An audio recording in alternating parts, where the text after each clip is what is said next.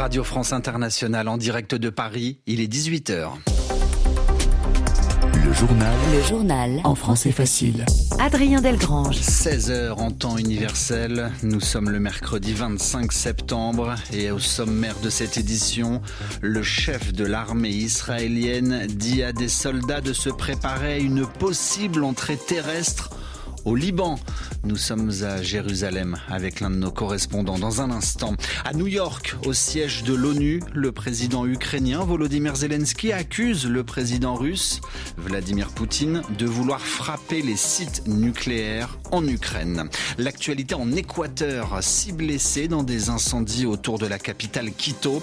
Et puis enfin en France, de vives critiques après l'arrestation en Suisse d'un Marocain soupçonné du meurtre d'une jeune Française. Pour le 3e jour consécutif, le 3e jour d'affilée, l'armée israélienne bombarde le sud du Liban. Le Hezbollah répond avec des tirs de roquettes sur le nord d'Israël. Dernière information, Michel Paul, vous êtes à Jérusalem pour RFI. Israël se prépare à déployer des hommes au sol. Israël envisage une incursion terrestre au Liban. Oui, le message est clair. Israël mobilise 2 brigades d'infanterie de réservistes, un acte très médiatisé en prévision d'une offensive terrestre au Liban.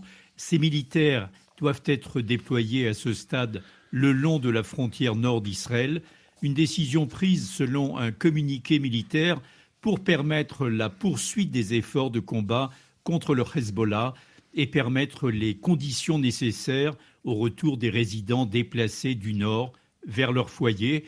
Elle intervient à l'issue d'une journée de frappe intense de l'aviation israélienne sur le sud Liban, mais également plus en profondeur dans ce pays.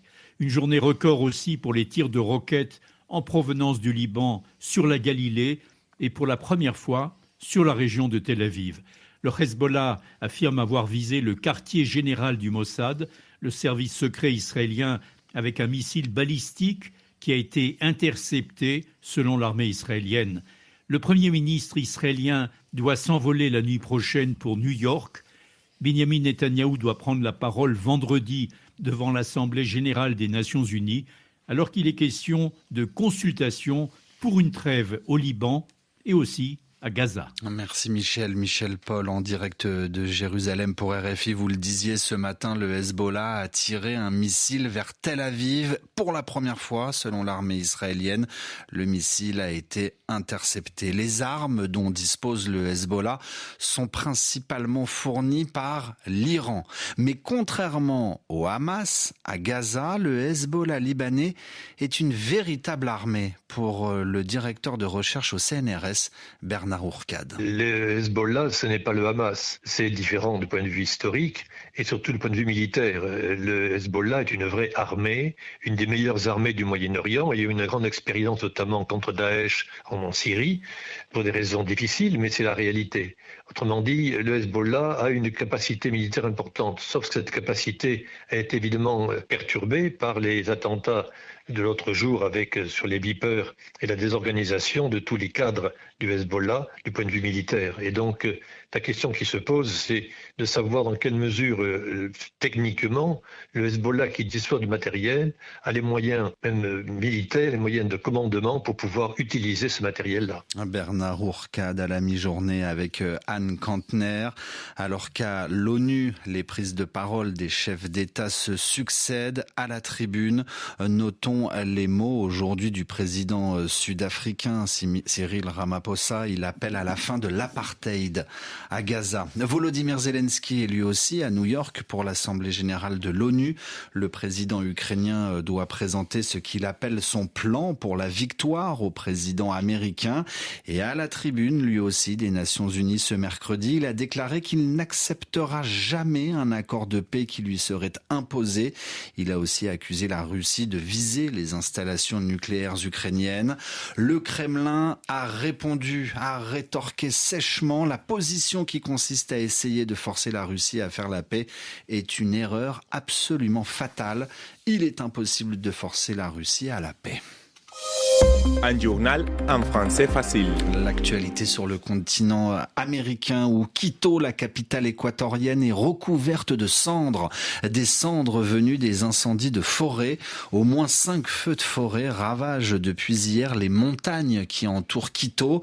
Nous faisons face à une situation critique. Les feux de forêt sont intenses et ne seront pas maîtrisés dans les prochaines heures, prévient le maire de la capitale équatorienne.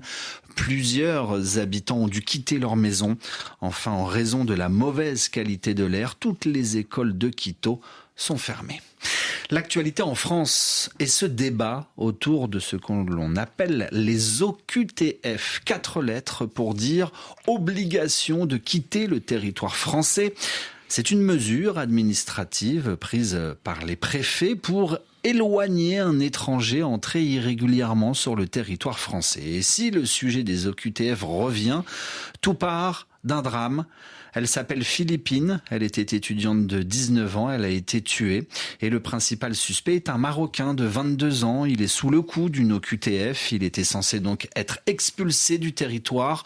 Victorien Villaume, bonsoir. Bonsoir Adrien, bonsoir à toutes et à tous. Vous revenez de l'Assemblée nationale à Paris, vous avez rencontré de nombreux députés sur cette question et ils sont divisés. Oui, ils sont divisés, notamment par rapport à ce que vient de déclarer aujourd'hui Bruno Retailleau, le nouveau ministre de l'Intérieur, qui affirme qu'il faut faire évoluer notre arsenal juridique. Alors, les députés du Rassemblement national, eux, sans surprise, partagent l'opinion du très à droite ministre de l'Intérieur, d'autant plus que le parti compte justement déposer bientôt un projet de loi au sujet des conditions d'expulsion des étrangers délinquants. On écoute Edwige Diaz, députée du Rassemblement national. De trop nombreux verrous législatifs et réglementaires rendent l'expulsion des étrangers délinquants et criminels inapplicable. Avec ce texte, qui lève un certain nombre de restrictions injustifiables, nous comptons rendre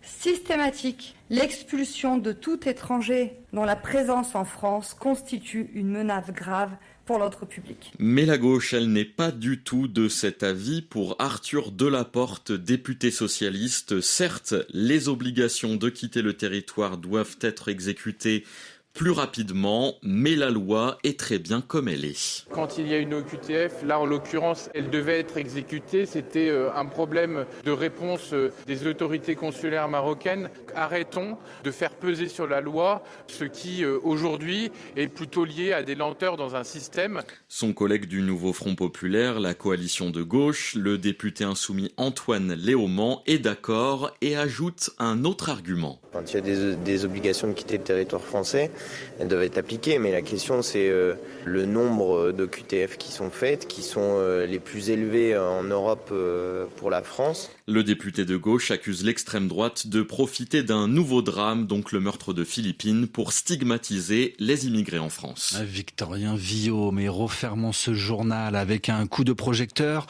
sur une artiste, une musicienne, une saxophoniste. Elle s'appelle Nora Kham. Elle est en concert ce soir à Paris. Nous parlons de jazz avec vous, Edmond Sadaka.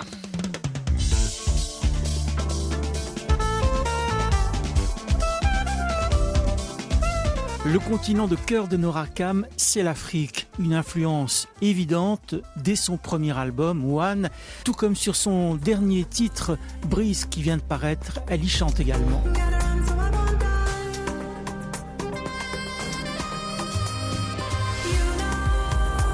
Avec ce morceau qui annonce un deuxième disque pour très bientôt, la chanteuse instrumentiste amorce un début de virage musical. Récemment, j'ai écouté beaucoup de musique afrobeat moderne, c'est beaucoup de sons électroniques et ça, je l'amène maintenant aussi beaucoup, donc il y a la touche pop.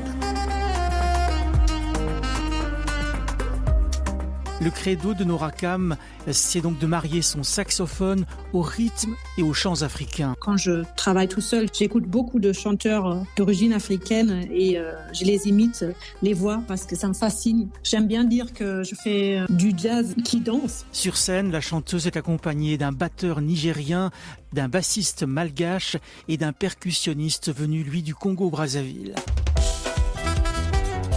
Nora Kham, une sélection RFI. Elle est en concert ce soir à Paris où il va être 18h10.